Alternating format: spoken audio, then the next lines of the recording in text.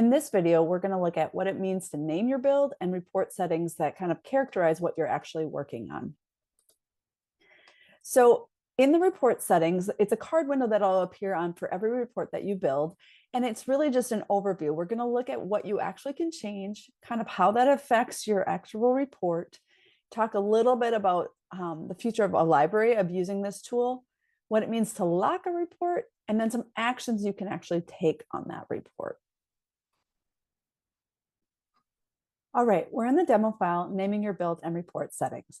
Let's hit the quick start button. From our last video, we looked at a report called Context Introduction, which is a very simple DataTables report with two fields, two columns. And what we're going to do in this video is just kind of get an overview of this section here that will, let's consider calling it our library. As we continue to go through the videos, we will continue to add more and more reports in here. And as we build them, we need to kind of be able to identify them. So let's take a look at how you do that. Correct, right here, there's a button that's like a gear, and that'll get into the settings of this video. But let's first create our own video from scratch and see what that looks like. To create a new report, we hit this plus icon. That will bring up a new card window in the system that allows us to begin entering our first details about the report we're creating. For the purposes of this video, we're going to create the names of reports to match the demo files. So let's go ahead and say this is video 1.2. And as I tab or exit out of this, the report name will also automatically copy down to the display. At this time, they can stay the same, or you can use this report name display to basically differentiate your reports that might be similar by different things. So I'm just going to highlight that, we can put whatever we want in here. They can be the same. You can change them. But as we go through the system, you might understand why this might be more important to be more descriptive. The database or project reference field, it's really there as a developer to help you categorize the reports. Let's say you're doing it for client A, and then later on, a couple weeks later, you might go, I'm going to use that same report for client B. You can come in the system here, duplicate it, modify your data, and then just say this report now belongs to a different client and still have it in your library of options to be able to go back to and refer to. So for now, since we're working in this application, let's just call it master data tables, because we know this is the report for this lesson. Context is there to help you guide and say, what is the data report really about?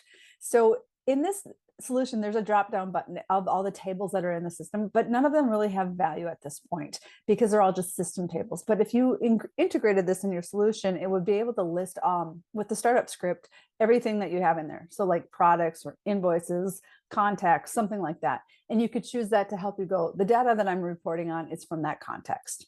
So since I don't have that, I'm just going to freely type in that this is about the context table or context data. All right, that's kind of all we need to help us get started on our first report settings. It's really just for the developer to be able to find something in the future and to categorize things.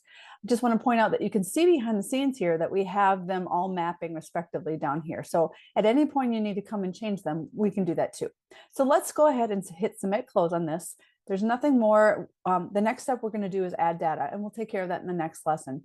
But let's go back to this particular build, and it's called Context Introduction, and it's there. But right now, I want to change this to be more in alignment with what we're doing. So in this video, we're going to go ahead and edit this report settings to get that up to speed with what we're doing.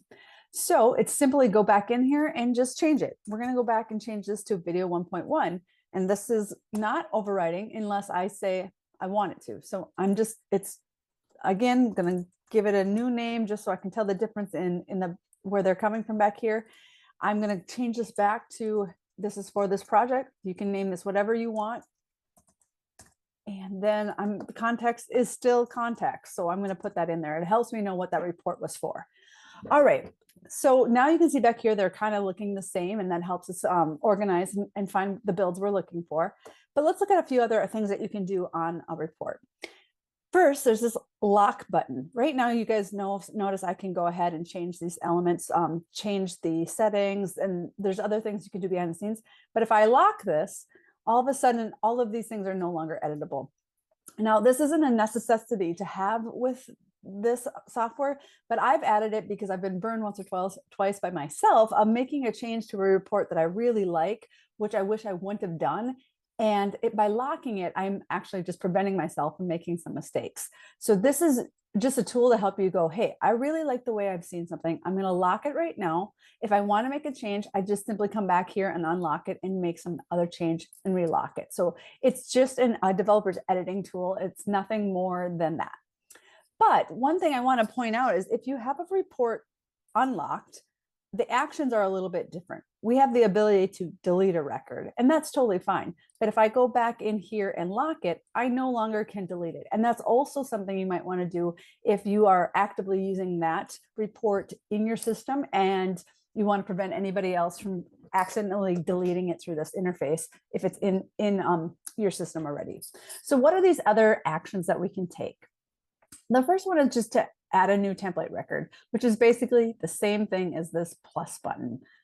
The other three are taking the record you're on, so in this case, video 1.1, and duplicating it in some form or fashion. This first option of duplicating the record is going to duplicate everything that you see, including the data in the columns and the formatting.